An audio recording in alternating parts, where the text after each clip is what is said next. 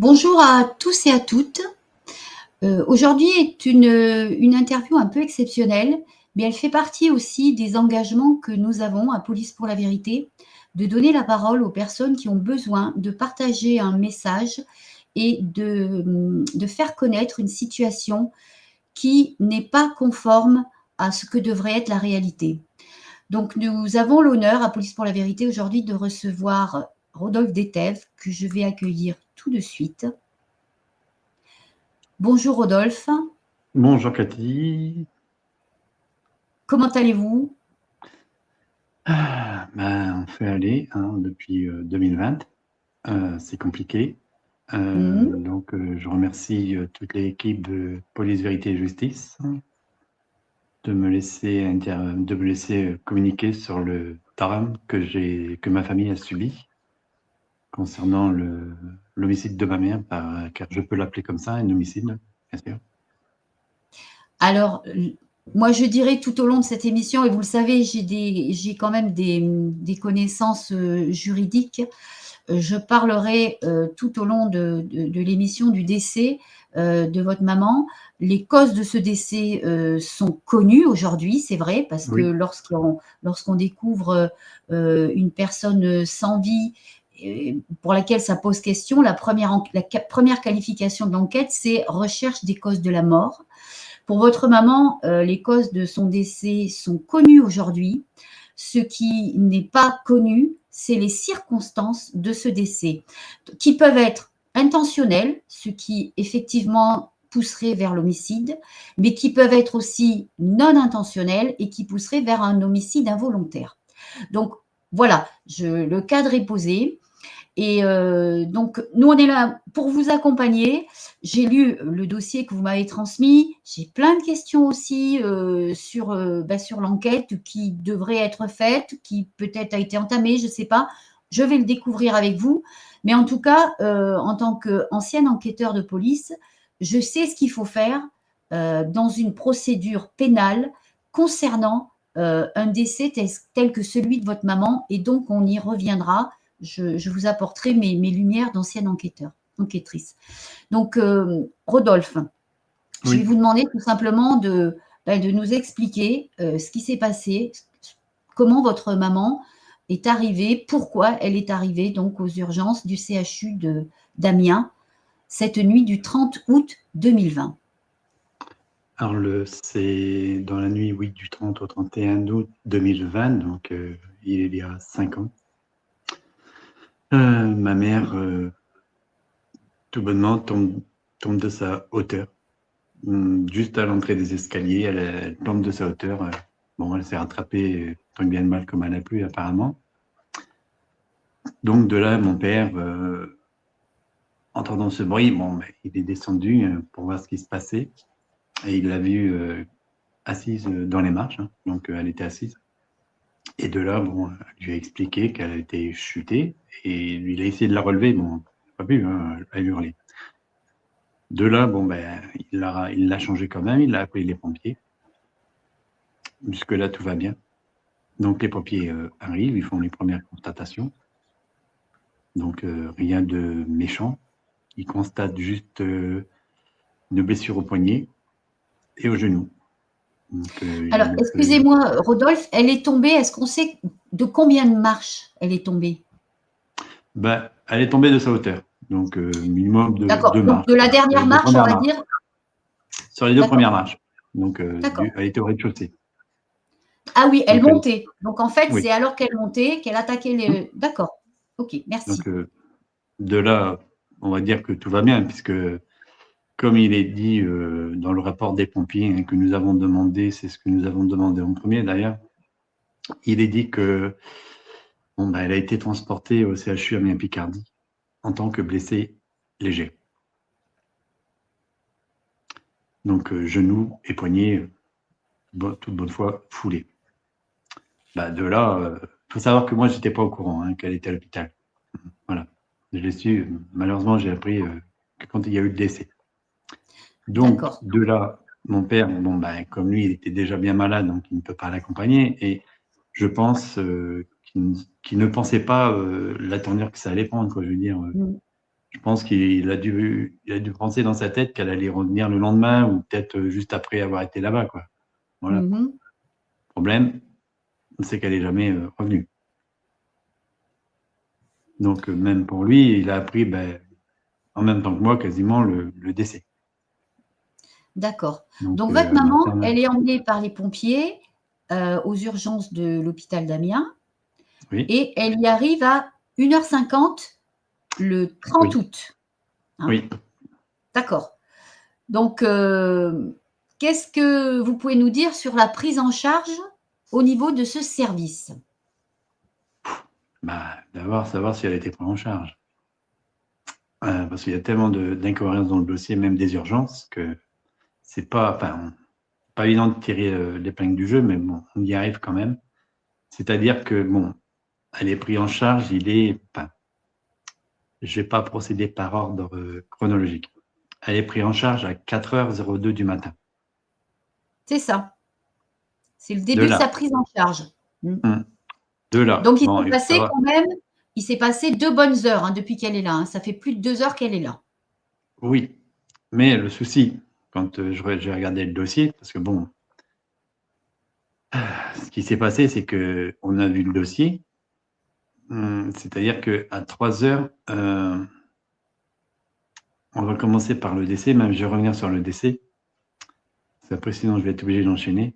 Donc, alors, une fois que j'ai appris le décès, on a été le lendemain, le surlendemain, on a appelé la famille, hein, parce que moi je l'ai appris, j'étais au travail, donc il faut savoir que ça fait un choc quand même, parce que moi je l'avais vu le vendredi quand même. Donc, je savais qu'elle était en bonne santé. Et oui, les prises de sang et tout le monde s'accorde que ma mère était en bonne santé. Donc, il n'y avait aucun pronostic vital d'engager. Ça, voilà, c'est clair. Donc, j'ai appris le décès. Bon, comme tout le monde ferait, hein, tout le monde perd ses moments, il apprend ça au travail. Dans la tête, c'est tout qui explose, quoi. Oui.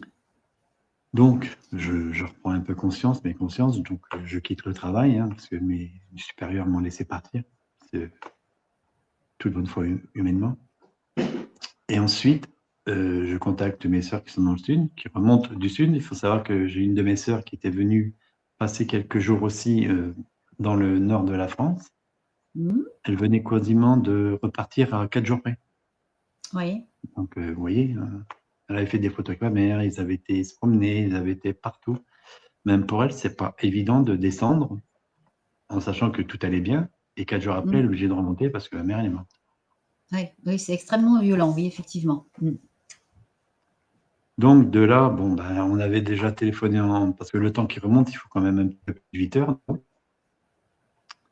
Donc, nous avons été reçus le mardi matin, le mardi au CHU Amiens, par un interne qui n'avait jamais, déjà d'une, il n'avait jamais vu ma mère, il ne savait même pas qui elle était, il ne savait rien d'elle en fin de compte.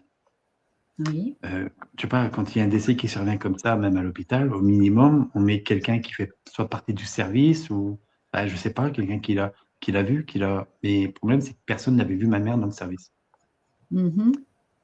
Donc déjà, de Donc, là, c'est un interne du service orthopédique. Même pas. Ah, d'accord.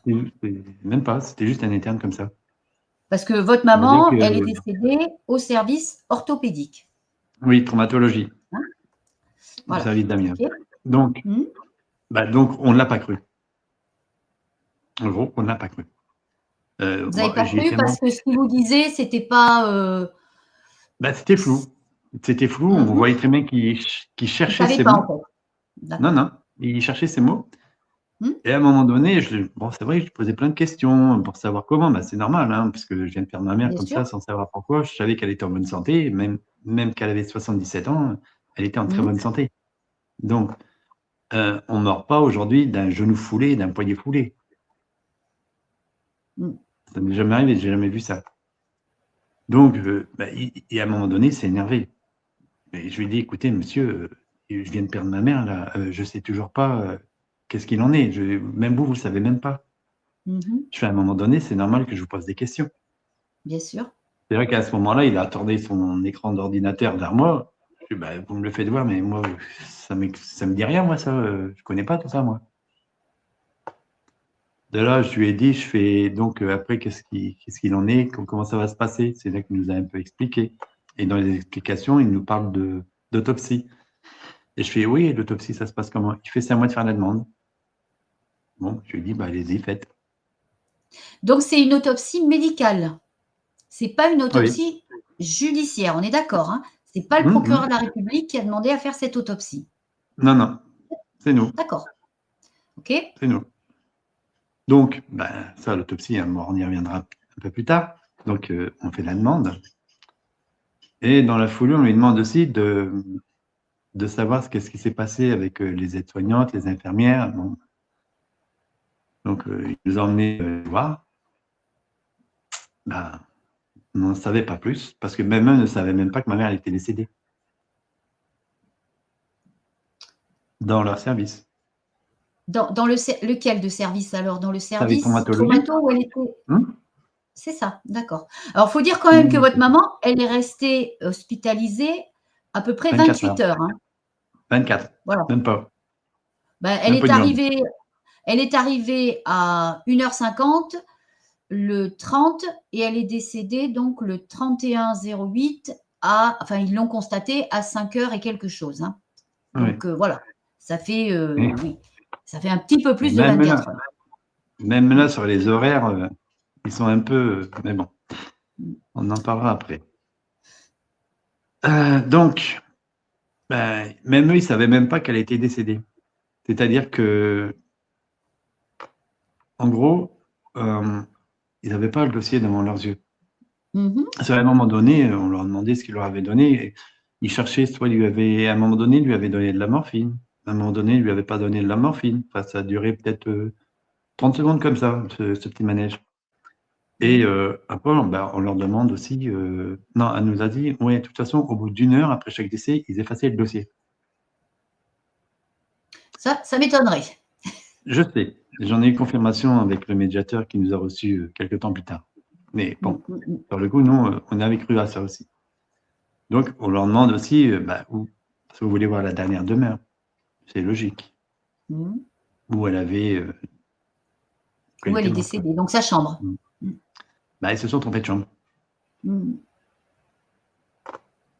On est retourné les voir, on s'est dit, mais écoutez, c'est pas la chambre, parce que nous, les visiteurs qui sont venus la voir, ils nous avaient dit qu'il y avait une personne avec elle. Et là, vous me faites montrer la personne d'une chambre. Oui, une chambre pour une personne, d'accord.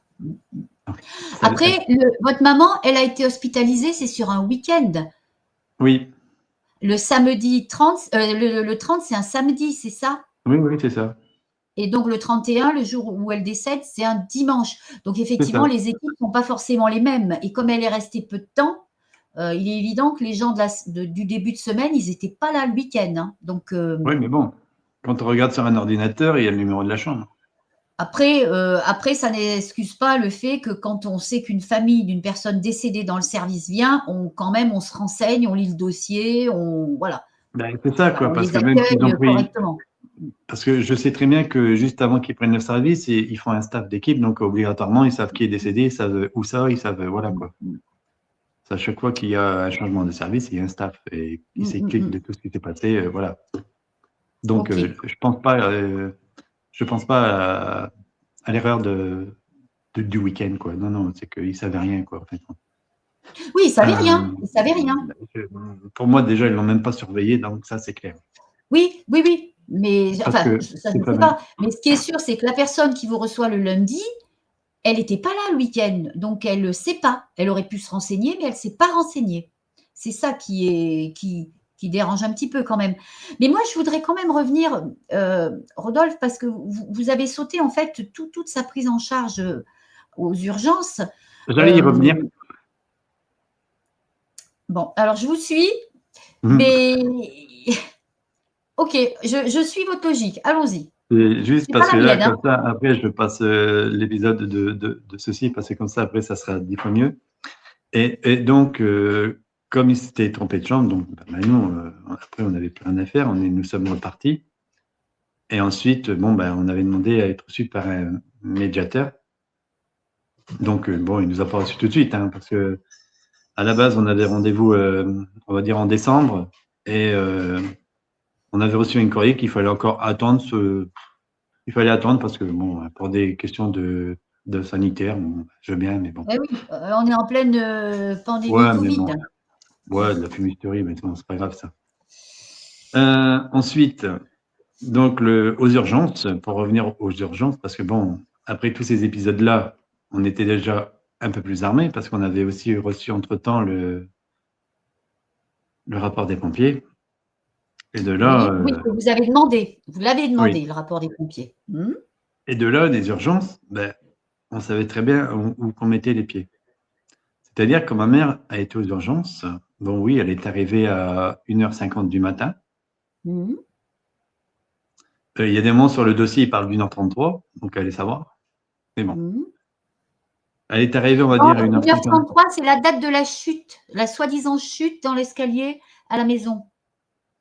Ouais, C'est ça. mais le problème, c'est qu'elle est chutée avant. Il était au moins Et 1h10. voilà, elle a chuté avant. Donc, Puisque. vous voyez, il y a vraiment d'énormes expériences dans les heures. Ensuite, bon, aux urgences, ce qui s'est passé, c'est que, voilà, on sait qu'elle est passée à 4h02. Oui. Donc, jusque-là, tout va bien. Parce que nous, il faut savoir qu'on est là, à la base, on est là pour un coup à la tempe. Oui, on est là pour un coup à la tempe. Ici, malgré qu'eux, ils parlent d'arcade sourcilière, mais non, le coup, il est bien là, il est à la tempe, il est niveau temporal. On est là pour ça. Parce que quand on l'a vu, bien sûr, dans la chambre mortuaire, il y avait un coup à la tête qui n'existait pas. Au départ. Il n'existait pas au départ. Voilà. Donc, c'est ce qui nous avait interpellé. Nous, à la base, on est là que pour ça. Donc, on est loin de s'imaginer ce qui va se passer après. Donc, on les questionne, hein, bien sûr. Donc, et c'est là que, sur le dossier médical des urgences, on sait très bien que ma mère est arrivée à 4h02, mais à 3h. Non, elle n'est pas arrivée à 4h02. Non, elle est prise dans le box. Mais voilà, il y a à une vraie prise en 3h51, charge à 4h02, oui. À 3h51, il est écrit qu'elle demande par aller aux toilettes. Donc, elle est accompagnée aux toilettes par une infirmière, on va dire, par une personne. Déjà, la première question, j'aimerais bien qu'il m'explique dans le dossier comment fait cette personne pour amener ma mère aux toilettes avec un genou foulé et un poignet foulé. Une personne seule. Comment explique? Déjà, première incohérence. Ensuite, elle est prise, et c'est là qui est bizarre, parce que nous, comme on est là pour le coup à la tête, il faut savoir qu'à l'hôpital, aux urgences, justement ce soir-là, en plus, il y avait un interne qui était en train de faire une thèse concernant les plaies ouvertes trauma crânien, donc plaies ouvertes à la tête. Il est dit dans la thèse que j'ai récupérée 2 ans plus tard, qui est sortie, que chaque patient qui arrive avec un trauma crânien ou une plaie ouverte à la tête est prise tout de suite. Ça paraît logique, d'autant plus chez une personne de 77 ans qui est une personne vulnérable. Voilà. Donc, je suis tout à fait d'accord avec vous. C'est ce qui est écrit dans sa thèse. Elle est sortie, hein, je l'ai. Peu importe la personne qui demande sa thèse, je peux lui envoyer, c'est pas un souci. Que les auditeurs le sachent. Ça pourra peut-être les aider. D'autant plus pour une personne âgée, oui. Oui, oui. Voilà. Donc, et le problème, nous, qu'on s'est posé, voilà, le problème que nous, on s'est posé, en ayant cette thèse, on s'est dit, mais il y a un problème. On sait qu'elle est arrivée à 1h50. Eux, ils disent qu'elle est arrivée avec un trauma crânien. Moi, je veux bien. Mais comment ça se fait qu'elle passe à 4h02? C'est ça. C'est ça. Alors, il y a quand même quelque chose qui contredit cette raison d'admission, c'est le rapport du SDIS, puisque les pompiers qui sont allés la chercher, ils parlent du poignet, ils parlent du genou, ils ne parlent absolument pas d'un traumatisme crânien avec ou sans perte de connaissance, peu importe. Il n'y en a pas. Donc, et si effectivement, elle avait eu ce traumatisme à ce moment-là, avec une plaie ouverte, donc beaucoup de sang, on le sait, la tête, ça saigne beaucoup. Ils auraient fait des soins, donc ils l'auraient noté dans leur rapport. Donc moi, c'est vraiment ça qui m'alerte sur la situation. Parce que ça aurait pu être un trauma, un bleu, un truc qu'on voit qu'après, hein. Mais là, il y a une plaie ouverte. Donc il y a forcément du sang, il y a forcément des soins, et ça, les pompiers ne peuvent pas l'oublier. Hein. Donc, forcément, Voilà. ça aurait figuré Mais dans leur rapport. il y a autre chose qui ne peut pas être oublié, c'est-à-dire que mon père avait eu, je ne sais pas s'il a eu l'instinct, bon, paix à son âme, hein, il est décédé récemment, je suis quand même en deuil. Encore pareil, une mort assez, ma foi, je vais juste pour en parler 30 secondes, parce que voilà, c'était, il était, bon, il souffrait, c'est pas qu'il souffrait, il souffrait pas, mais au moins, pour moi, non, moralement, il souffre plus, mais même son décès, nous le trouvons un peu bizarre, mais bon, je préfère le laisser partir en paix. Oui. Me concentrer sur ma mère. C'est ça. Et donc pour lui, bien sûr, je vais remettre, parce que 5 ans, ça fait long. Il s'attendait à avoir la réponse, même une enquête, ce ne serait qu'une enquête. Oui. Malheureusement, 5 ans, il a tenu 5 ans avec tout ce qu'il a subi. Personne n'aurait subi un dixième de ce qu'il a subi. Il a tenu quand même 5 ans, c'est énorme. Avec les 5 amputations, c'est horrible. Bon, ben, oui, lui, par contre, il avait une santé qui était fragile, votre papa, oui. Oui, voilà. D'accord. Mais alors, ce que vous vouliez dire peut-être, c'est que votre papa, il a pas, il a témoigné qu'elle est partie sans plaie, quoi. Hein, c'est ça. Et voilà. Et disons qu'il y a plus de l'enquête démarrer. Parce que je sais bien, la justice, elle peut être longue, c'est pas un souci, hein, c'est le problème. Moi, je veux bien tout ce qu'on veut. Mais parce qu'il faut dire quand même que la plaie de votre maman, elle a nécessité 3 points de suture. Donc, c'est pas rien. C'est pas rien. Non. Voilà. Non. Donc, bon. Alors, sur le rapport, il parle d'une plaie pas grande, mais assez profonde. Enfin, il y a plein d'incohérences là-dessus, mais au-delà de ça, il faut qu'il m'explique quand même. Et cette question-là, je ne suis pas homme de loi, mais si moi je me suis posé la question-là, la juge d'instruction doit se la poser. Oui. Quand on sait qu'il y a une thèse qui dit que la thèse, elle est assez épaisse, elle est épaisse comme ça, la thèse. Elle dit quand même à un moment donné que oui, toute personne arrive avec une plaie ouverte à la tête, elle est prise tout de suite. Problème, ma mère, elle arrive à 1h50. À 3h51, elle demande soi-disant pour aller aux toilettes. Elle est accompagnée, donc là déjà, je me demande comment ils font. Et elle passe tout de suite en sortant des toilettes. Tout de suite, là, elle passe en urgence. Oui. Pourquoi? Pourquoi à ce moment-là?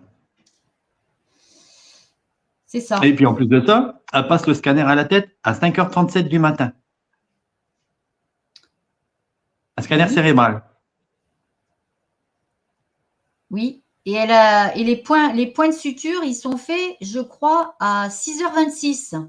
Oui, une demi-heure avant d'aller dans le service traumatologie. Oui. Et donc. Oui, avec elle a eu droit à une petite anesthésie locale avec un produit qui s'appelle la xylocaïne. Oui, on y reviendra parce que bien sûr, je ne suis pas là par hasard.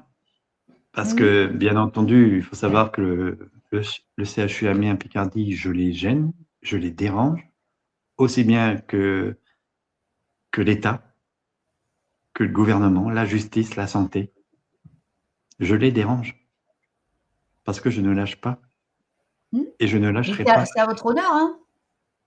Car moi, n'importe quel enfant ferait ce que vous faites actuellement. Vous voulez savoir la vérité. Et vous avez raison de vous. La vérité, de toute façon, on la connaît. Maintenant, donc, ce qu'il faut, c'est ce produit-là, qui sert pour l'anesthésier. Ah, on a perdu. Voilà, vous revoilà, Rodolphe. Ce produit qui a servi à l'anesthésie locale, visiblement, on ne le retrouve pas dans l'analyse toxicologique de l'autopsie. Non. Bon, alors ça, c'est à voir. C'est un point d'interrogation pour une enquête, par exemple, c'est de savoir en combien de temps ce produit il se dissout. Hein. Voilà, parce que l'autopsie, elle a quand même lieu, je sais pas la date d'ailleurs de l'autopsie, elle a lieu 3 jours après le décès. 3 jours après. Donc peut-être que ce produit-là, il se dissout plus vite dans le sang. Ça, c'est un point d'interrogation. Voilà. Est-ce que c'est normal qu'on ne le trouve pas 3 jours après? Voilà, j'ai posé le truc. Alors, je me suis renseigné et donc, même une infime trace, mais ils peuvent la retrouver. Ils l'auraient retrouvée. D'accord. Parce que là-dessus, bon, il faut quand même des miracles. c'est peut-être la seule chose positive dans ce dossier, c'est ça. C'est l'autopsie et le rapport toxicologique. D'accord. Moi, il y a un truc qui me chagrine aussi dans la fiche des urgences, c'est la surveillance de son pouls.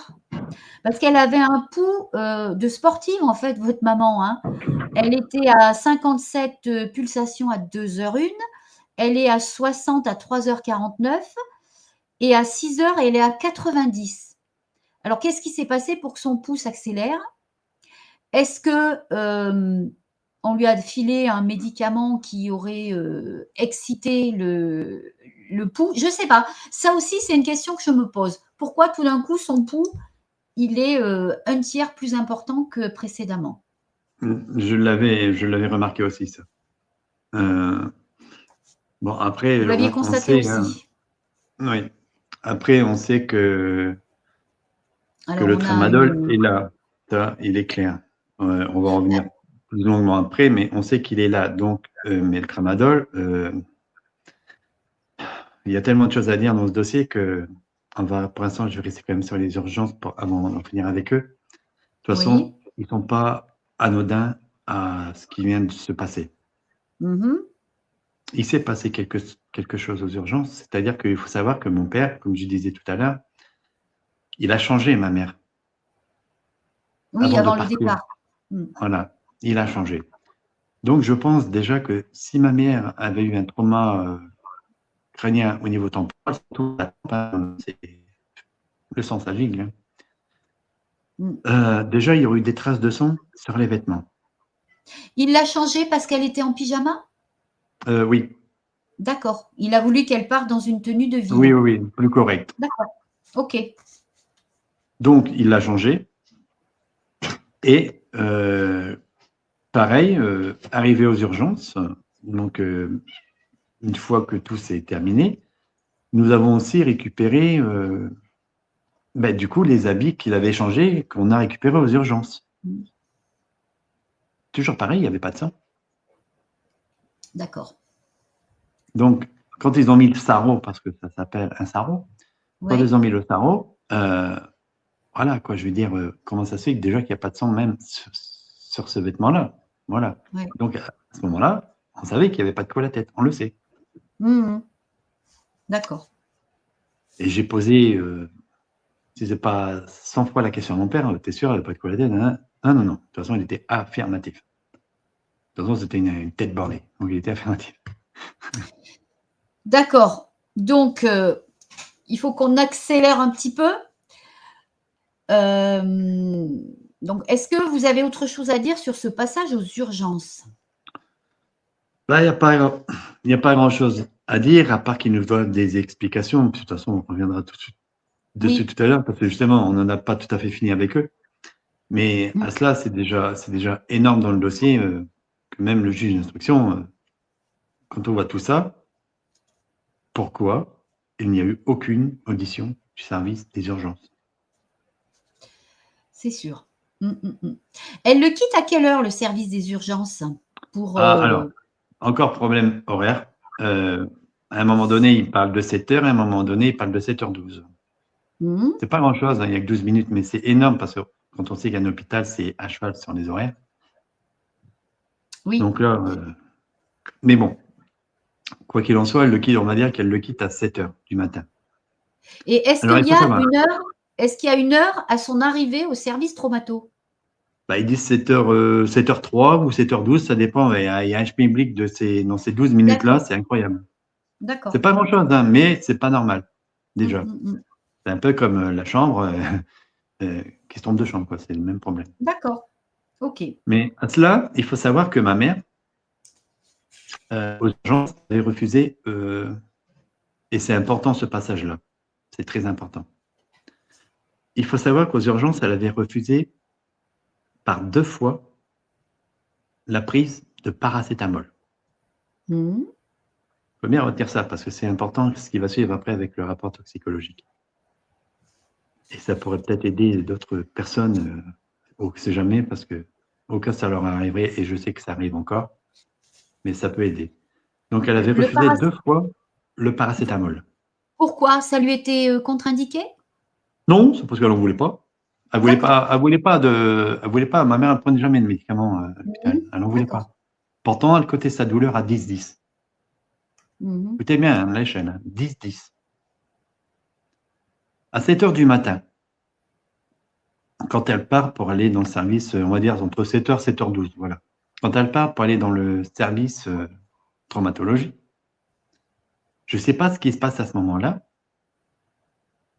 c'est que il y a une certaine personne qui demande à ce fameux médecin là, qui a fait sa thèse sur le rapport, sur le dossier médical. Je sais qu'il ment là-dessus, mais il est dit qu'il est autorisé oralement à lui donner du paracétamol. Attention, à administrer du paracétamol. Donc, c'est pas en cachet. Hein. Administrer, c'est par perfusion.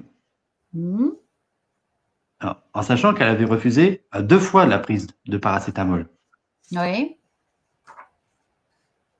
Donc, pourquoi ils lui ont donné une 3e fois sans son consentement? Il lui aurait donné, donc, par perfusion. Ben oui, parce que c'est marqué administré. Oui, d'accord. Et ça correspond à comment dire, les personnes de votre famille qui sont allées la voir plus tard dans la journée ont constaté qu'elle était perfusée. Oui, par 3 poches de perfusion. Voilà, dont on ne sait pas ce qu'il y avait dedans. Non, malheureusement, ils ont pris la photo de ma mère. De toute façon, on le voit sur la photo dans l'état calé. Hein, je pense que la photo, elle circule. Elle a circulé partout, de toute façon, sur les réseaux. Ouais, et puis de toute façon, ce point de perfusion dans son coude, à l'intérieur de son coude gauche, il se voit à l'autopsie. Hein, ça fait partie des constats qui sont faits à l'autopsie. Et alors, ce qui est quand même gênant aussi, je vous devance peut-être, c'est que dans ce service, il n'y a plus de traces du dossier de votre maman. On ne sait pas ce qu'on lui a fait. À ce moment-là, il n'y en avait pas, c'est vrai. Et oui, et puis même le responsable, là, le médiateur, lui-même, il n'en savait pas plus. Voilà, il n'en savait pas plus parce qu'on lui a jamais remis le dossier de votre maman. Non, c'est sûr. Oui. Voilà, il le dit lui-même, noir sur blanc, c'est écrit. Hein. Donc, voilà, lui-même dans son rapport, il le dit. Il a mené 2 fois l'enquête, 2 fois il est revenu bredouille. C'est ça. C'est-à-dire qu'il faut savoir aussi que, et là je m'adresse aussi aux auditeurs qui vont écouter, alors il faut absolument que vous arrêtiez avec le CCI, parce que de toute façon ils ne sont pas là pour vous, à part pour vous rendre encore plus malade ou pour vous anéantir moralement, c'est tout ce qu'ils savent faire. C'est-à-dire que le dossier du service traumatologie, parce que le dossier médical, on l'a reçu 3 fois. Ce dossier du service traumatologie nous a été remis par le CCI lors de nos échanges avant justement le fameux rendez-vous fatidique 1 mois avant le rendez-vous final. Qu'est-ce que c'est que vous appelez le CCI, Rodolphe? C'est parce que j'ai voulu passer par eux pour savoir ce qu'ils en pensaient avant d'aller plus loin. Et bon, je m'en doutais un peu ce qu'ils allaient dire, mais pas à ce point-là quand même. C'est-à-dire qu'ils ont fait une petite enquête et tout. Alors eux, tout ce qu'ils ont trouvé à dire, c'est qu'il n'y avait pas de prescription médicale.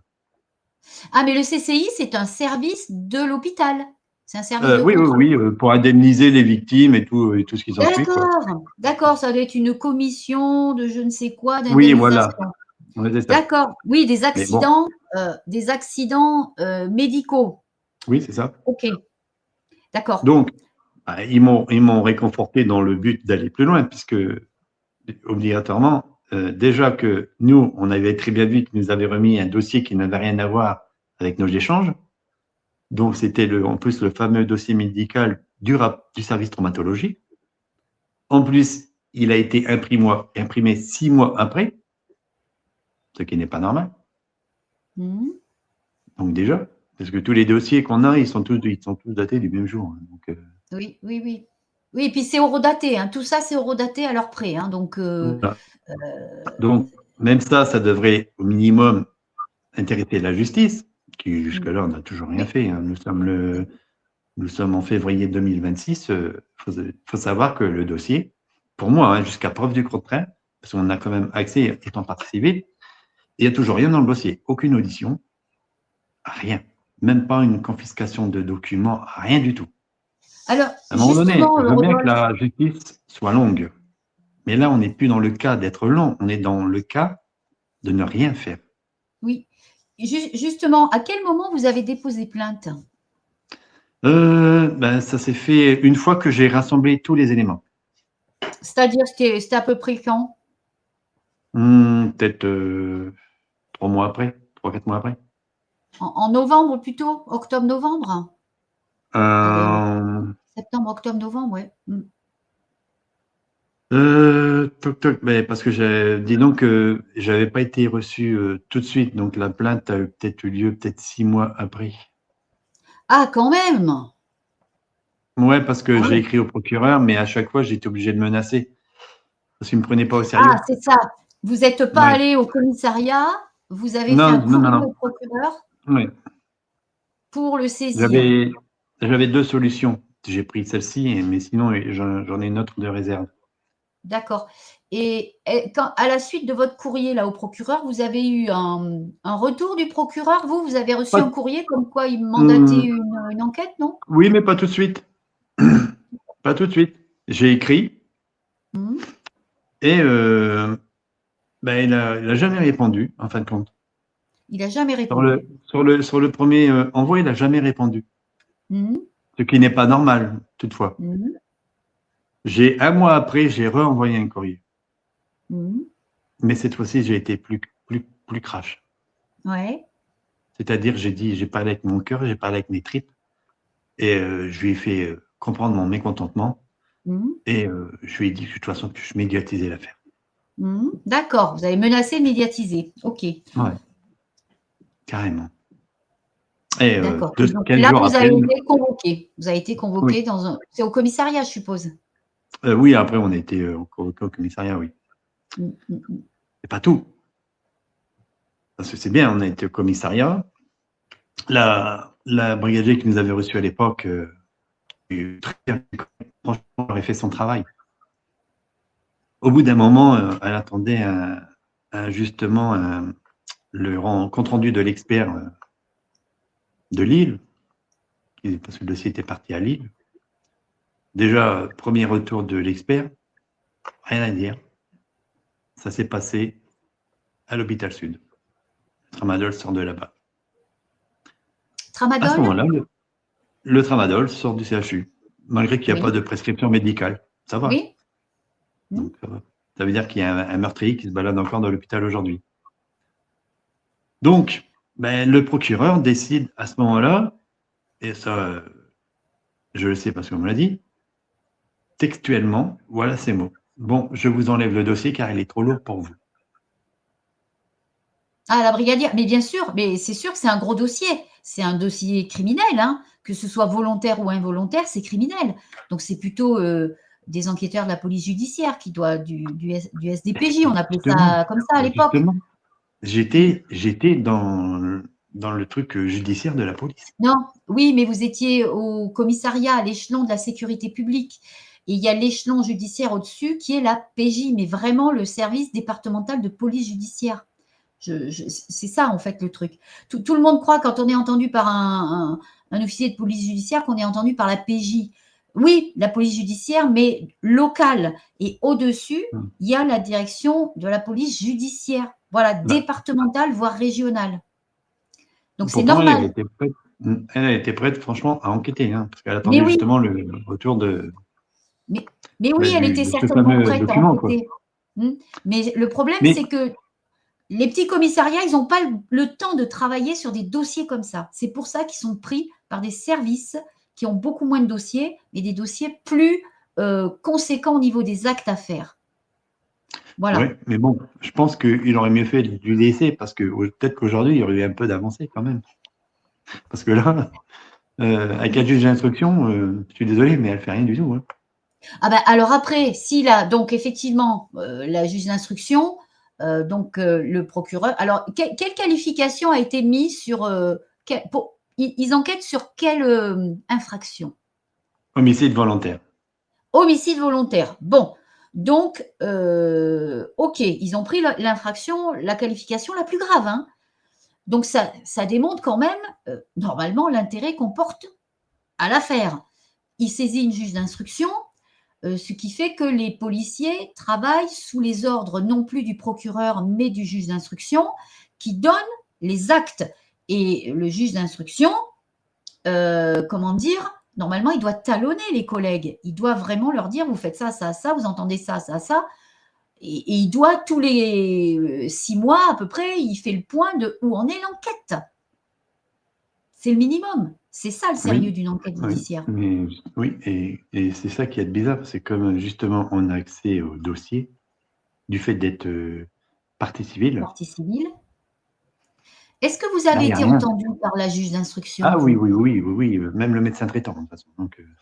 D'accord, vous avez été entendu. Donc vous avez déposé plainte au commissariat et lorsqu'il y a eu une ouverture d'information, vous avez été entendu en présence de votre avocat. Oui. Oui. Et oui. Donc, si vous voulez, je vous propose, Rodolphe, de voir peut-être l'interview de votre avocate. Oui, qui va tout éclairer.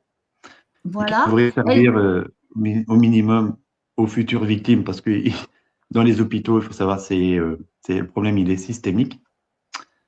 Et des victimes, hein, j'en connais. Hein. Pour l'instant, je peux taire leur nom, mais je peux dire un peu les régions. Hein. Ça peut être, c'est dans l'Ardèche, ça peut être à Paris, ça peut être, il y en a à Marseille, il y en a à Lyon, il y en a à Maubeuge, mais si je prends aussi les victimes de Remiremont, hein, dont je connais, mais c'est vraiment exponentiel, les victimes. Mais le problème, c'est que ils ont peur. Et moi, je vous dis, arrêtez d'avoir peur. Osez parler.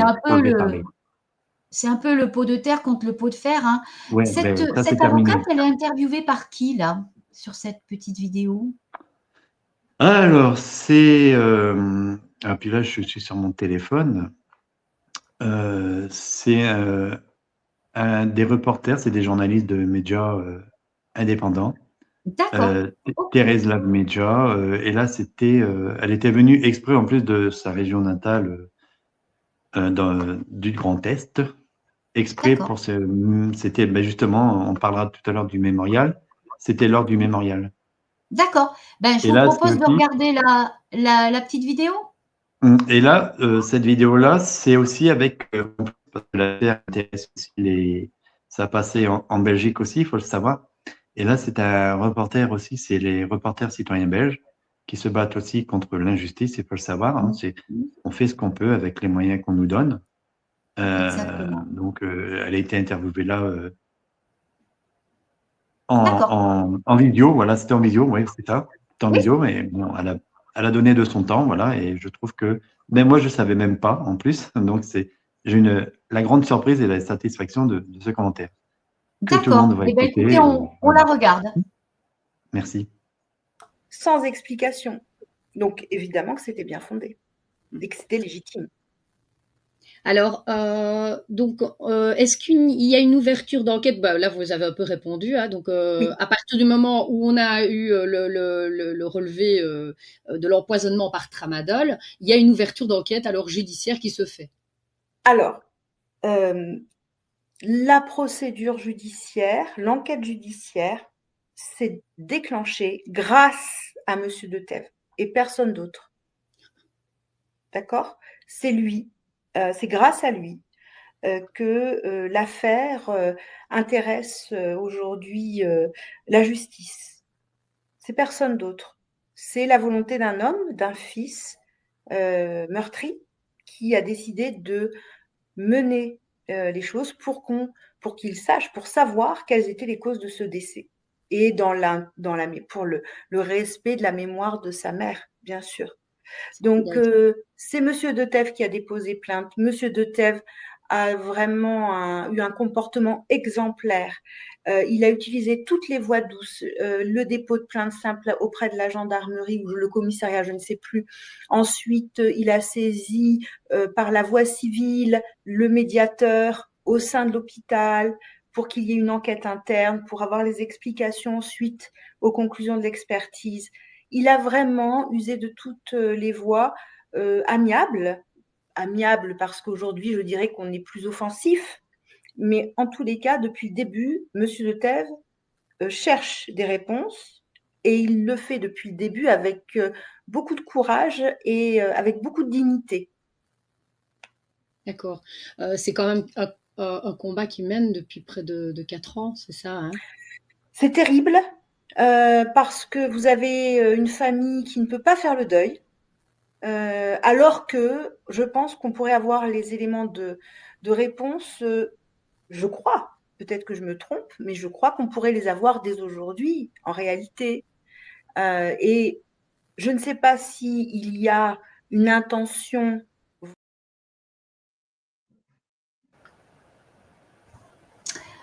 Voilà, donc l'extrait que vous m'avez fait passer. Donc avec cette semi-conclusion, parce que là, c'est coupé, hein, où elle va dire, est-ce qu'il y a une intention de ne pas faire les actes ou est-ce qu'il n'y a pas d'intention? Donc bon, mais c'est très curieux qu'il n'y ait pas d'acte de fait. Donc, dans le cadre de cette information judiciaire, à votre connaissance, quels actes ont été faits? Rien. Alors, on a demandé des actes. Des actes ont été acceptés.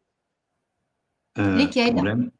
Alors, par exemple, d'auditionner tout le monde, du service des urgences au service de traumatologie. Tous. Ça a été accepté, mais ça n'a pas été fait. Voilà.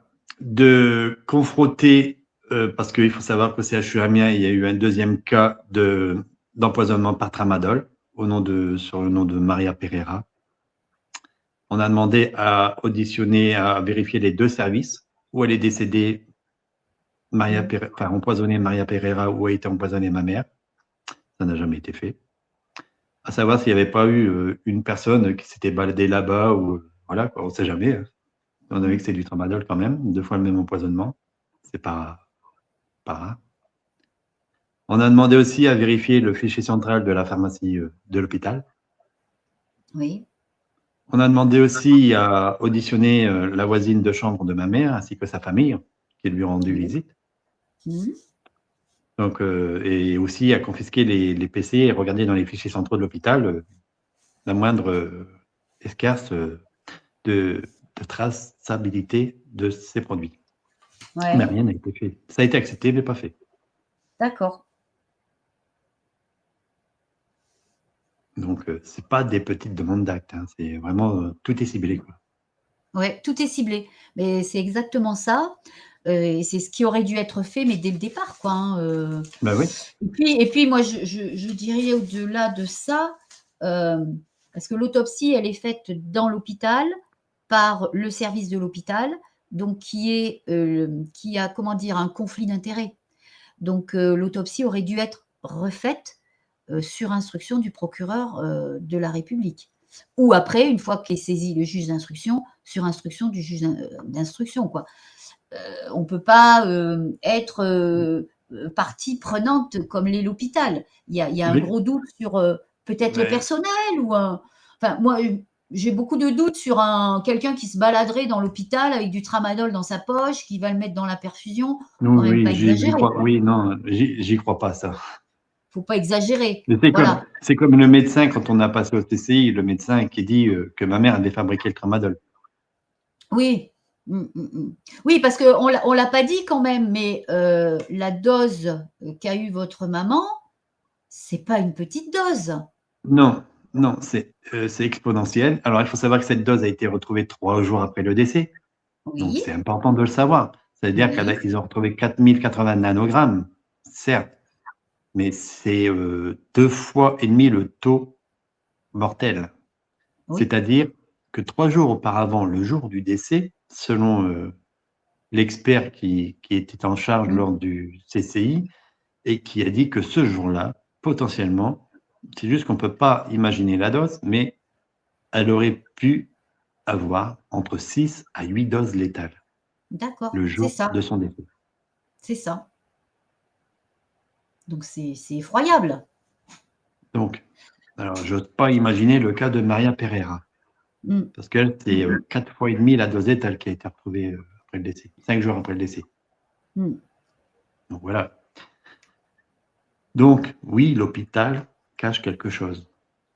Et pour en revenir aussi au rapport d'autopsie, ainsi surtout que le rapport toxicologique qui est en notre possession, et ça, je pense que c'est ça qui les dérange, le rapport. Parce qu'il est arrivé à vous un peu par hasard, hein. C'était pas vous le destinataire, je crois.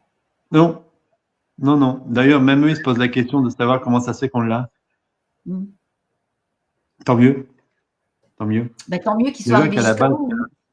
Déjà qu'à la base, le dossier médical, on peut déjà se poser d'énormes questions. Mais là, en plus, avec le rapport toxicologique, oui, ça, ils ne savent pas faire.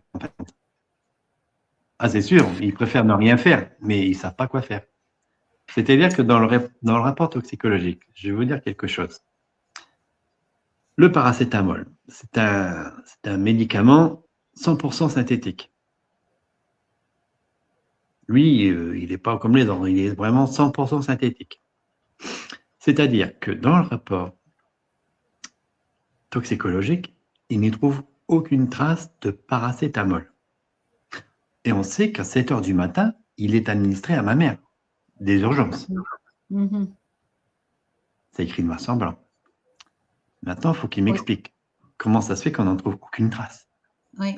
Parce qu'il faut savoir que dans le paracétamol, il y a 13 parts d'acétone. De l'acétone, c'est ce qu'ils recherchent dans le rapport toxicologique. Ils recherchent de tout. Et il n'y en a pas. Pas une goutte. Ma question est la suivante. Que lui ont-ils donné à 7 h du matin? C'est ça. Qu'ont-ils effacé pour mettre paracétamol à la place?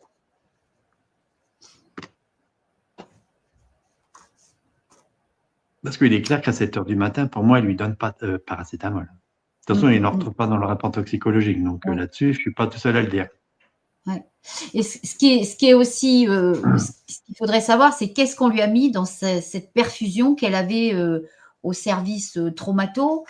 Parce qu'en plus, vos proches là, qui l'ont visitée l'ont trouvée, mais ailleurs, quoi. Elle était déjà. Elle avait peur, visiblement. Non, elle avait peur. Pour moi, elle était déjà morte. Hein, elle mourait. Voilà, elle-même, elle avait peur de partir, je crois. Hein, vous m'aviez dit. Oui, alors, ces derniers mots. Ces derniers mots ont été ceci. Et avec du mal. Ont été ceci. Et avec du mal à les prononcer en plus. Donc, elle a dit simplement, c'est la seule phrase qu'elle a dit depuis, ils ont été à 14 h 30, ils sont partis vers 15 h 30, je pense, 16 h. Et les seuls mots qu'ils ont dit à mon neveu et ma nièce, c'était « Je ne veux pas m'endormir ». Ça veut te dire. Oui. Elle luttait contre le sommeil, en fait. Oui, elle luttait, mais là, je pense que c'était lutter dans le vide. Elle sentait que c'était pas normal. Elle n'avait aucune chance. Et pourtant, si les infirmières avaient surveillé l'état de ma mère, parce que je pense qu'ils ne l'ont pas surveillé, ils auraient très bien vu son état de santé. À un moment donné, qu'on ne me dit pas à moi, votre mère va bien, tatati, tatata. Non, là, on sait qu'ils ne l'ont pas surveillé. Parce qu'une infirmière qui fait correctement son travail, elle voit l'état de la personne. On n'est pas comme ça dans cet état pour un genou ni un poignet. Là, elle était quasiment, c'était dans sa chambre, c'était, je suis désolé de dire ça, c'était Zombieland. Hein, elle était en train de mourir. Donc, qu'on ne me dise pas à moi qu'ils ont fait leur travail. Là, c'est un manque de surveillance totale. Et d'ailleurs, parmi les personnes à entendre aussi, je ne sais plus si vous l'avez cité tout à l'heure, mais il y a cette voisine de chambre. Oui, il y a cette voisine de chambre. Ça fait partie des demandes d'actes. C'est ça. Et puis peut-être même la famille de cette personne qui aurait été là au moment de. Ça a été demandé. Et la justice n'a toujours rien fait. De toute façon, pour moi, aujourd'hui, à l'heure d'aujourd'hui, de toute façon, ça va pas. Parce que bientôt, il va y avoir le mémorial, mais le numéro 2, parce qu'il y en a déjà eu un. Et voilà, devant, bien sûr, si vous habitez Amiens ou dans la région, si vous subissez ou vous connaissez quelqu'un qui a subi une violence médicale, je vous invite à venir nous rejoindre et à venir nous soutenir, parce que c'est un combat qui, oui, pour la vérité, mais aussi pour avoir une justice indépendante, impartiale et équitable, car quand ça vous arrive, ça vous fait mal et vous le prenez de plein fouet. Et eux, ils s'en foutent. J'en suis la preuve vivante parce que je me bats toujours depuis 5 ans. Oui, je suis tout seul, mais je ne suis pas si seul que ça. Il y a beaucoup de monde qui me soutiennent. Et c'est un combat qui est de longue haleine, mais j'ai besoin de soutien. Et si vous connaissez des personnes qui sont prêtes à faire ce geste, à venir soutenir pour alerter justement sur les dérives hospitalières, car elles sont nombreuses, eh ben, rejoignez-nous sur ce rond-point le samedi 28 février. Nous faisons rien de mal, nous voulons juste la vérité et la justice. C'est tout. Bien sûr. Et je crois que vous avez quand même pas mal de collectifs qui vous soutiennent. Hein. Vous m'aviez invité à regarder un petit peu des vidéos, enfin des articles vidéo, on va dire, de journalistes. À un moment, vous avez été beaucoup soutenu par des motards aussi. Hein. Il y a toute une congrégation de motards. Normalement, ouais. Oui, les Motors Evenson, une association de motards qui est vraiment excellente, qui ont du cœur. Et d'ailleurs, je dois recontacter le président de cette association parce que j'ai appris aussi il n'y a pas longtemps que les motards du Nord-Pas-de-Calais sont prêts à venir à faire la même opération avec eux. Donc, ça ferait encore plus de motards. Ben oui, mais c'est bien. C'est bien. Parce qu'ils savent très bien, parce que même le président d'ailleurs des motards, ils ont failli faire le même procédé en donnant du tramadol à son fils. Et heureusement qu'il a pensé justement au cas de ma mère et ça l'a fait réagir et ils étaient prêts à donner un deuxième tramadol à son fils. Donc, vous voyez, ils le sortent de leur poche, ce médicament. C'est pas possible. À un moment donné, il faut arrêter, quoi. C'est un médicament, j'avais regardé, c'est quand même un anti-inflammatoire qui est très courant, en fait, hein, le tramadol. Hein. Très courant, très puissant, très puissant. Ouais. C'est un antalgique opioïdé. Le plus consommé en France, c'est le tramadol. Oui, mais maintenant, j'ai envie de dire qu'il y a aussi maintenant l'oxycodone. Et l'oxycodone, il fait d'horribles dégâts, encore pire que le tramadol, hein, il faut le savoir. Ensuite, aux États-Unis, ça s'appelle l'oxycotin, mais c'est la même chose. Lui, c'est plus de 400 000 morts. Alors, dites-moi là, cette information judiciaire, la saisine de ce juge d'instruction, elle a combien d'années cette instruction qui n'avance pas?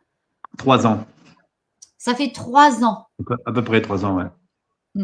3 ans, alors aucune audition, rien, quoi, je veux dire, même un petit peu plus de 3 ans. Mais là, à l'heure d'aujourd'hui, la justice, c'est simple.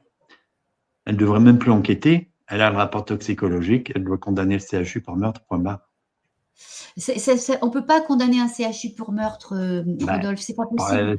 Oui, mais c'est le cas. Mais il faut au moins chercher à comprendre ce qui s'est passé. Oui. Chercher peut-être à identifier la personne, mais bon, vu le nombre de temps qui s'est passé, ça se complique. Et après, il y a quand même pas. Peut-être pas. Peut-être que, de toute façon, la personne qui a mis le tramadol, forcément, elle s'en souvient, forcément, voilà. Mais de toute façon, il n'y a pas que le tramadol. Hein, il y a aussi l'histoire du coup à la tête. Alors, moi, maintenant, je vais vous dire mon fond de pensée, et je vais le dire aussi aux auditeurs, parce que je pense que depuis ce qu'on dit depuis tout à l'heure, je pense qu'on n'est pas loin de la vérité. C'est-à-dire que quand ma mère, elle va aux urgences, donc dans le rapport d'autopsie, on sait très bien qu'il y a le genou, le poignet. Ensuite, lui, le rapport d'autopsie, donc il est là pour faire parler certains documents, certaines étapes. Donc, même décédée, ma mère, elle parle, son corps parle. Donc, le coup qu'on est là depuis le début pour le coup à la tempe, ça veut dire que sur le rapport d'autopsie, quand on lit le rapport, donc oui, il y a le coup à la tempe, il y a surtout le côté droit. Il y a le coup à la tempe, oui, côté droit, le coup à la tempe, il y a l'hématome sur le sein, il y a l'hématome sur la hanche, il Il y a l'hématome sur la cuisse. Et tout ça, c'est rectiligne. Il y a le coude et l'épaule aussi. Tout ça, c'est rectiligne. Oui, là, ici, sur l'épaule. Tout ça, Ouais. c'est rectiligne. En plus du genou et du poignet foulé quand elle est tombée sur elle-même. Donc, ça veut dire que ma mère, le rapport d'autopsie dit qu'elle a chuté une seconde fois aux urgences. Ouais. Et ce soir-là, depuis 2019, parce que j'ai enquêté aussi, le fameux médecin qui, soi-disant, autorise à donner du paracétamol à 7 heures du matin, mais moi, j'en suis sûr, de toute façon, c'est du tramadol qu'il donne. C'est pas du paracétamol, ça a juste été modifié. Et tant que la justice ne fera pas son travail, on ne saura pas. Mais ce médecin-là, il était déjà en train de faire sa thèse. C'est-à-dire que depuis 2019, sa thèse sur l'écho à la tête, c'est pour ça que je dis depuis tout à l'heure que quand ma mère est arrivée, elle aurait dû être prise tout de suite. Malheureusement, elle a été prise à 4h02. Et quand elle est accompagnée aux toilettes à 3h51 du matin, c'est là je pense qu'elle a chuté là. Ouais. Soit elle n'a pas chuté, mais elle a tombé, ça c'est sûr. Soit de son brancard parce qu'ils avaient mal mis les barrières. Ouais. Soit elle a voulu se lever pour aller aux toilettes ou je ne sais pas. Et je pense que c'est là que le branle-bas de combat s'est tout déclenché. Et c'est là qu'elle a été prise tout de suite.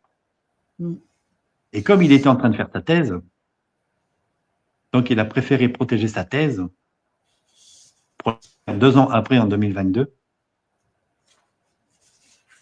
Donc, et je me suis encore renseigné aussi, parce qu'il faut savoir qu'un trauma crânien avec un hématome sous-dural, ça a les mêmes symptômes qu'un surdosage de tramadol.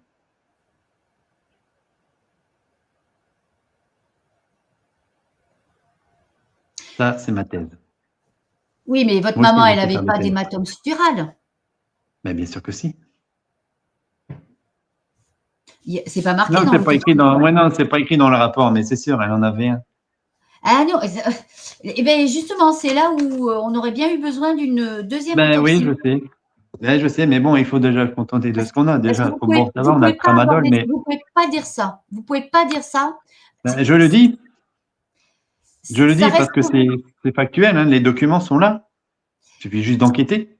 C'est pas à moi de faire le travail. Hein, c'est à l'instruction. Oui. Non, mais vous pouvez pas dire elle avait forcément un hématome suddural. On ne sait pas. On ne sait pas. En tout cas, que le fait d'avoir un hématome suddural, ça donne les mêmes effets, que le tramadol.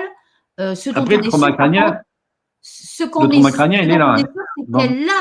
Elle a eu un excès de tramadol. Et ça n'a rien à voir avec physiologiquement l'hématome, le coup qu'elle a. Elle a quand même eu un coup temporal. Et ça, il est clair. Ça, c'est les documents qui le disent. Hein, c'est écrit noir sur blanc, c'est pas moi qui le dis. Ça, c'est une évidence. Le trauma crânien, ça a les mêmes symptômes qu'un surdosage de tramadol. Donc, il n'y a pas besoin d'avoir un hématome suddural pour avoir un trauma crânien.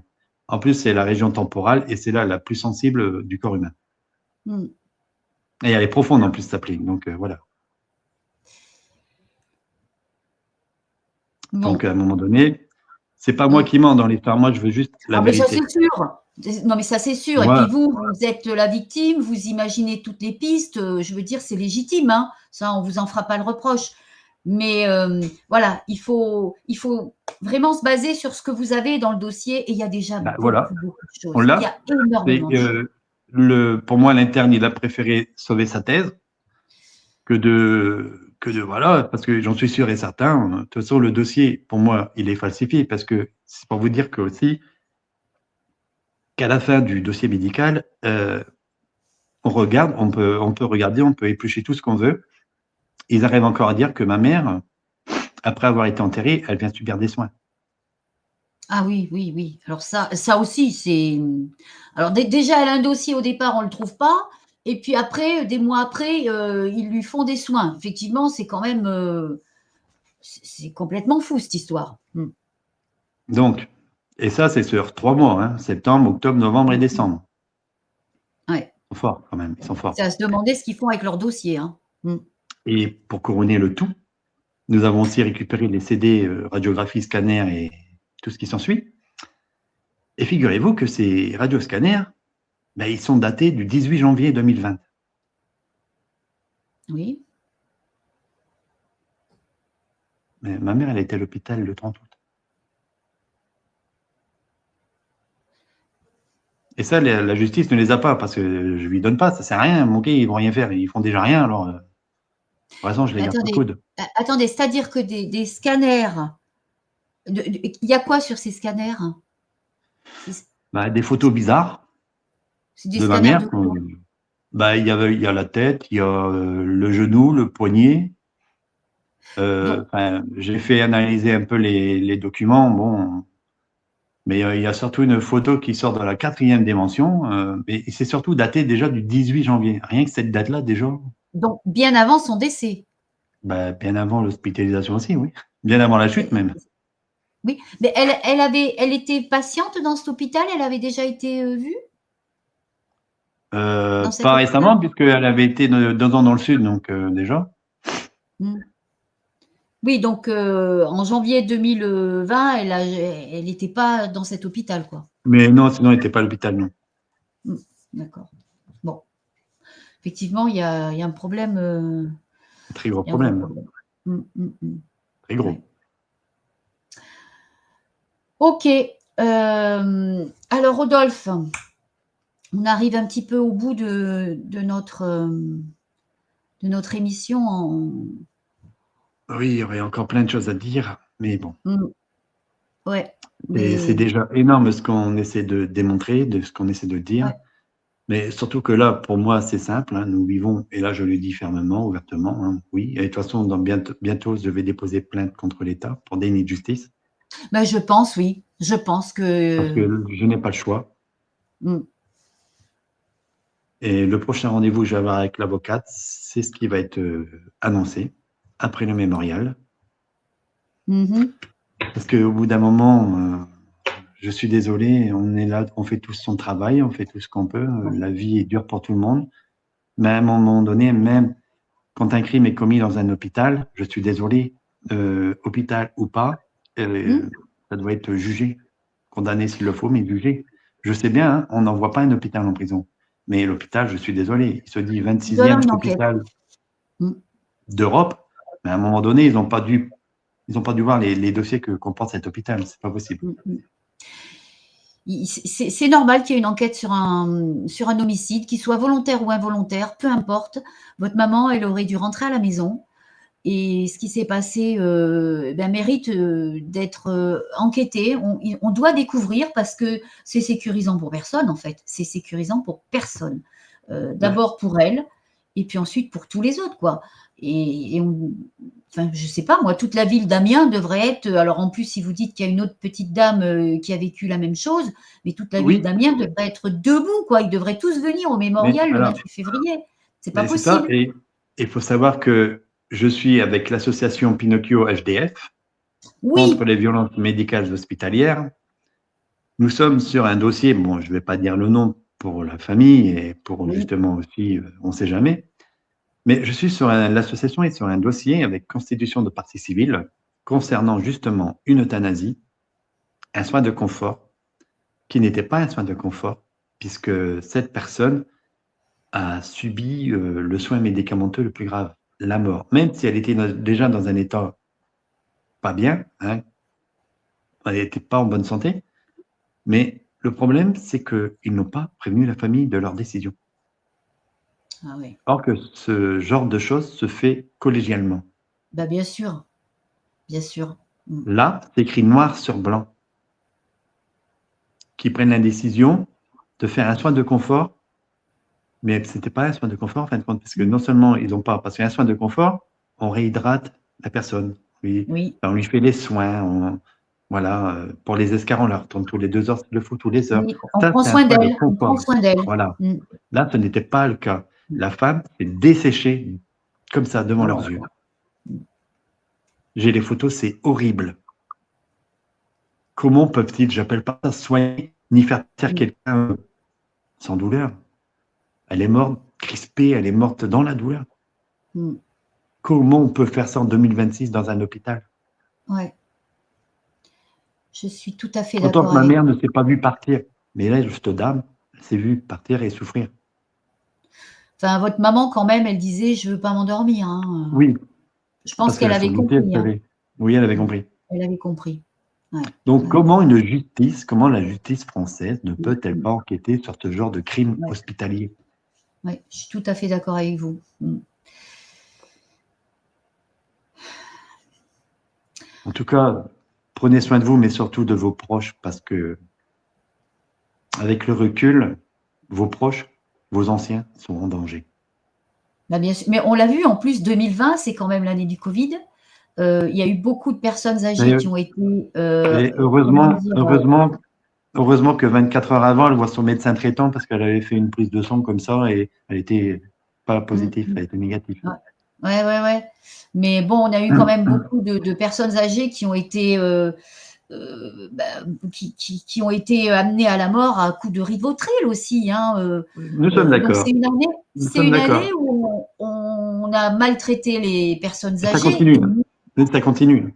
mais oui, Que ce mais soit moi je crois que quand on a pris le pli, et ben, c'est on ça? s'autorise des choses, inadmissibles. Alors je dis pas que tous les soignants sont dans le cas, hein, Non. attention, Mais il y hein, en a beaucoup. Mais c'est mais il y a juste une des question pratiques, de mmh, hiérarchie, d'argent. C'est beaucoup d'argent. et puis Mais de là, d'éthique. quand on tue des personnes pour de l'argent, mais c'est grave. Mmh, Moi, j'appelle plus ça un être humain. mmh, mmh, Déjà, j'appelle ouais. ça rien du tout. Je trouve même pas les mots, c'est pour vous dire. Bon, beh, Mm. oui, puis quand on voit la fameuse loi, sur, comment ils appelaient ça? La dignité de mourir. Moi, je pense qu'il serait quand Ah même ben plus oui, intéressant d'amener les gens à vivre dignement déjà, parce qu'on a tellement, tellement de compatriotes qui vivent dans la misère, qui ont rien à c'est manger, qui ont ça, pas de toit sur la tête, qui sont c'est ça. malades et pas soignés. Aidons les gens à vivre dignement, hein, avant de Ben, penser à les déjà, faire mourir. Mmh. c'est ça. Bon, Le enfin là, on problème, va c'est que rentrer dans un autre débat. Donc, je pense qu'il faut qu'on mette fin à oui, parce cette qu'on pourrait en interview, dire des choses. Rodolphe. Mais avant, alors juste une petite dernière phrase. Je pense que il y a aussi une chose que si j'espère qu'on aura le temps d'écouter la petite chanson quand même. Mais bien sûr, on va la mettre, la petite chanson. Petite chanson que j'ai faite et écoutez-la et vous verrez les paroles ont tous un sens. Mais juste Mmh. avant, une petite dernière phrase et qui est importante. Parce que j'ai une pensée quand même à toutes les victimes et à ceux qui vont venir sur le rond-point ce samedi 28 février.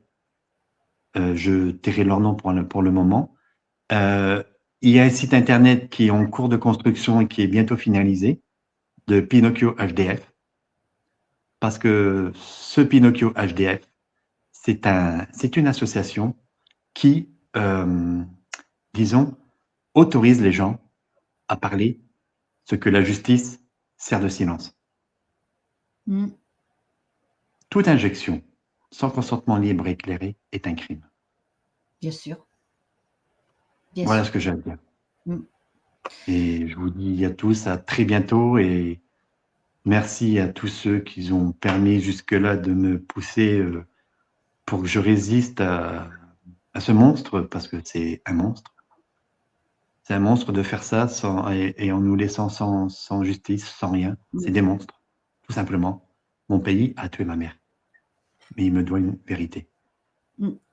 Et je Et l'aurai. on vous doit au moins la vérité. Mmh. Voilà. Merci beaucoup, Rodolphe. Merci à tous. Merci à Merci tous ceux qui me de soutiennent, à tous ceux qui seront là le 28 février, mmh. aux reporters, aux médias, aux reporters aussi indépendants, comme Reporters Citoyens Belgique, comme Thérèse Lavmedia, comme plein d'autres. J'en oublie parce qu'il y en a tellement dans la tête qu'on ne peut pas penser à Mmh. tout le monde en même temps. Mais ce sont tous des gens formidables. Ils ont un cœur énorme. Merci beaucoup, Même le Rodolphe. Je vous collectif souhaite Citoyens Belges qui sera là. un très beau Voilà. mémorial le 28 février. Et puis, bah, n'hésitez pas à reprendre contact avec nous. Je n'y Si par manquerai pas. miracle ça avançait, hein, qu'on ait aussi des bonnes nouvelles, ce serait bien. Hein. Et puis, Je n'y manquerai pas. Et je remercie déjà aussi vous, Cathy, et l'équipe de police Vérité Justice. Et je vous c'est police tiendrai pour la informé. De vérité. toute façon, Mais ah c'est oui. pas, Oh. mais c'est pas grave. Bon, Merci à c'est vous de beau nous aussi avoir ce fait que j'ai dit. confiance. Et puis, bah, merci à toutes les Merci. personnes qui auront écouté cette émission. Partagez-la. C'est vraiment quelque C'est chose important. il faut partager. C'est important pour tout le monde. Pour tout le monde. Parce que ce qui m'est arrivé aujourd'hui, hier, ça peut vous arriver à vous demain. Exactement. Exactement. Et Protégez-vous en tout cas. on finit, on ne reviendra pas à l'écran. On va finir avec cette chanson en hommage à votre maman, et qui est une très belle chanson, très belle parole. Et voilà, il faut lui rendre hommage et lui dire qu'on pense à elle et qu'on vous soutient. On Merci pense à toutes beaucoup, les Rodolphe. victimes. Merci À à très toi, bientôt. Cathy. Au Au revoir. revoir. Tu es entré debout, le regard encore clair. Ils ont dit on s'occupait de tout. Ils ont fermé les paupières. Une chambre blanche, des mots trop lourds, des seringues pleines de silence, et plus d'amour autour. On m'a parlé de soins, on m'a parlé de paix, mais je n'ai jamais signé pour que tu t'en ailles en secret. En 24 heures, on t'a volé demain, sans adieu, sans témoin, sans ta main dans la mienne. En 24 heures, ils ont appelé ça soigner, mais moi j'appelle ça d'arracher à la vie sans te laisser parler. Et le Sénat dit non, mais toi tu es parti quand même. Alors dis-moi, qui a décidé pour elle?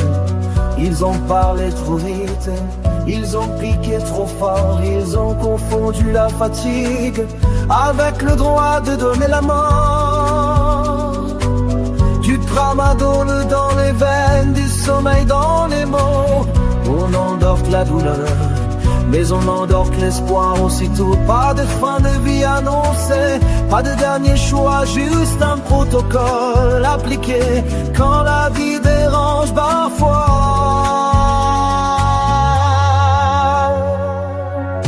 En 24 heures, on t'a fait taire à jamais, sans débat, sans justice, sans vérité. En 24 heures, ils ont dit c'est légal, mais la loi n'existait pas. Alors dis-moi ce que c'était vraiment.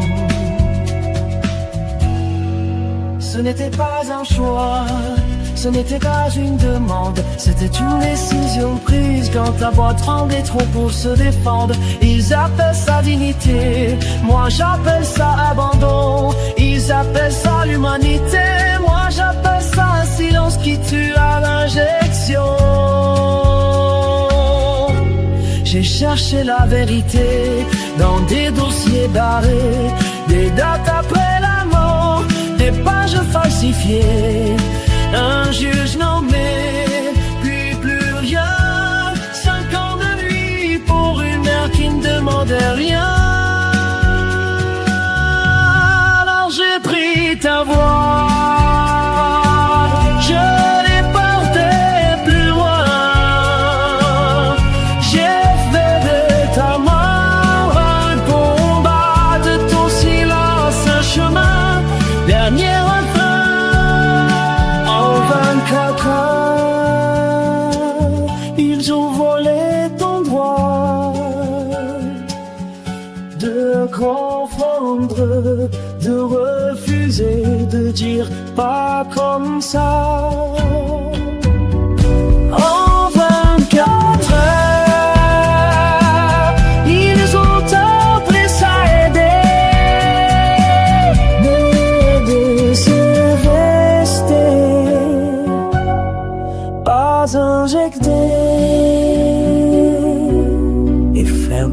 soucier. Et aujourd'hui je parle pour toi, parce que toi tu me peux plus.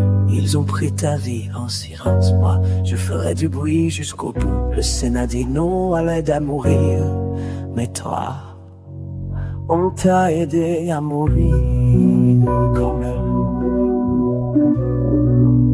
En 24 heures